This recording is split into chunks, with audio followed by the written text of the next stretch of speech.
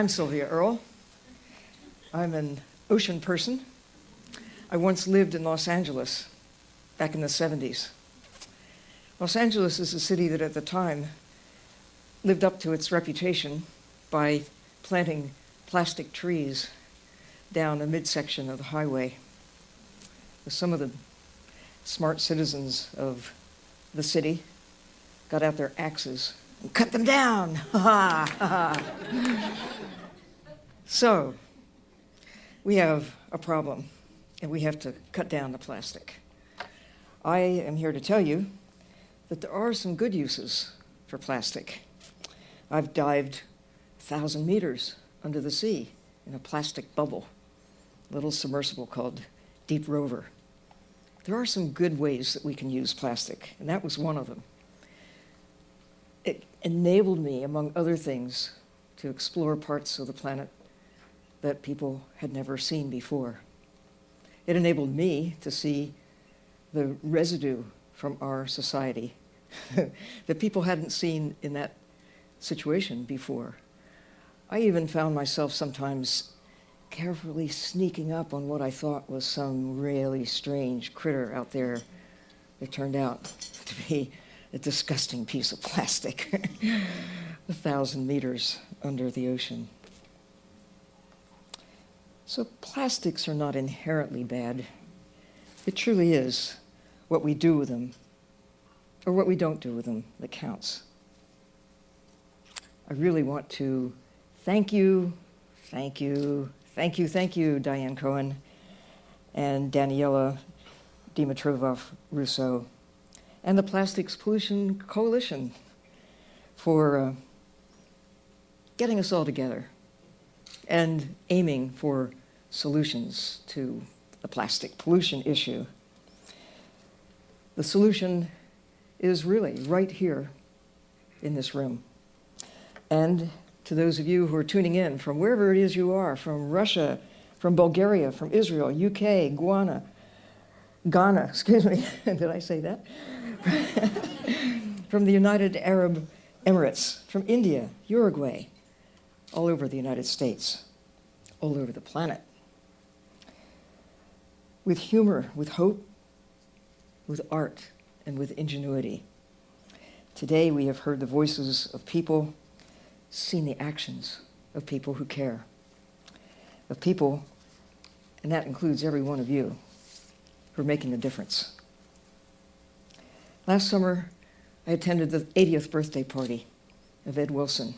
It was held in New York. He dazzled the audience with his remarks, but one in particular was when Ed Wilson said, "We're letting nature slip through our fingers. It's happening. It's happening on our watch. It's happening quickly. But the real problem, since nature is resilient, one way or the other, life will go on. The real problem is that nature may let us slip through her fingers. We have a chance to get it right, but we don't have a lot of time." Geologists will tell you that the history of Earth can be divided into various ages that mark the state of the world, at various times starting 4.5 billion years ago. And I'd like to suggest they're basically just 3 ages. They're relevant, particularly to the event that we're celebrating here today. There's the pre-Plasticozoic. That would be all time preceding up to the early part of the 20th century, when ka-choom, plastics appeared and have exploded ever since. Then there's the Plasticozoic. That's the time from that point until now, and some indefinite time in the future. And then there is the post-Plasticozoic. That's a time that may never come.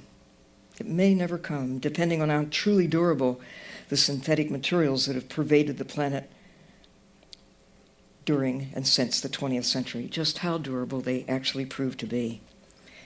It may be that there are only 2 divisions, the pre-Plasticozoic and the Plasticozoic, given what we now know about the incredible stability, durability, and longevity of the molecules that make up the plastic materials that now perversely lace civilization together.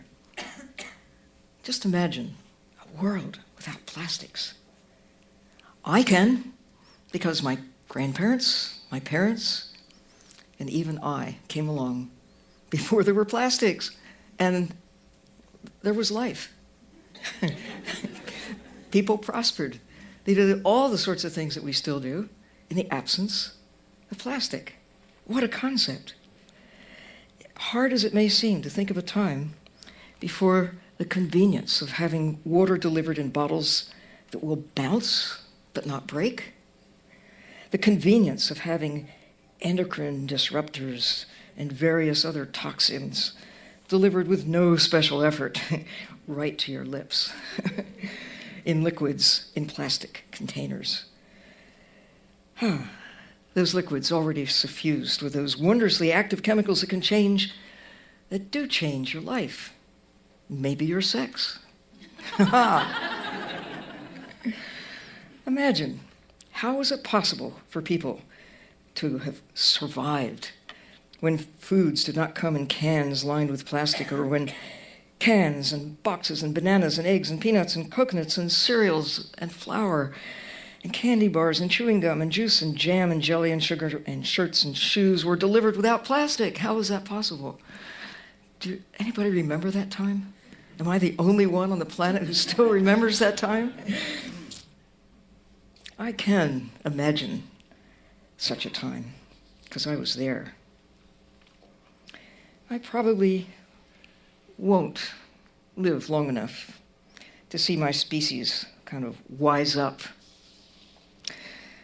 and see a time when plastics can be used in ways that will benefit but not undermine our future.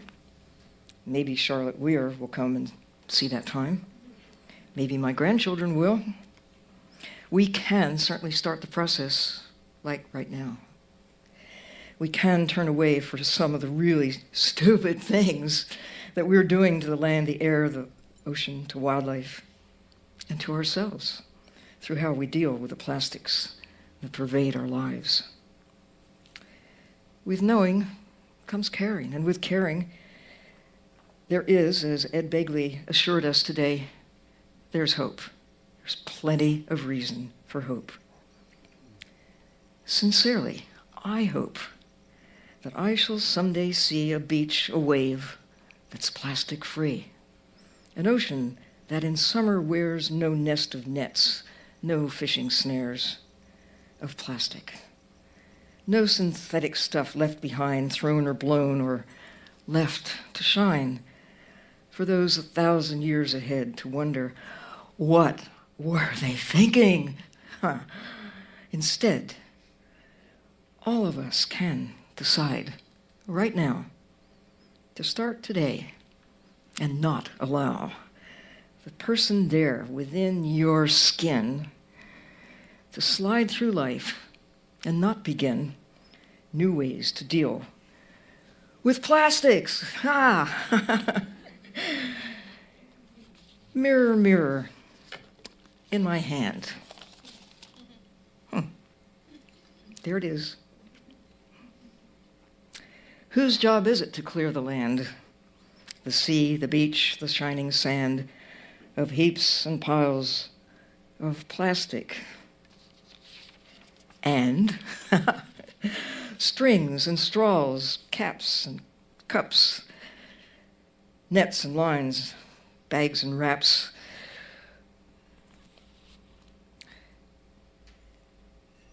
Who put them there? I don't know. No return address for that so-and-so who trashed the sea, who tossed the bag. But left in place, they're there to gag. A bird, a fish, a whale, a turtle. Maybe to degrade to bits like a nurdle.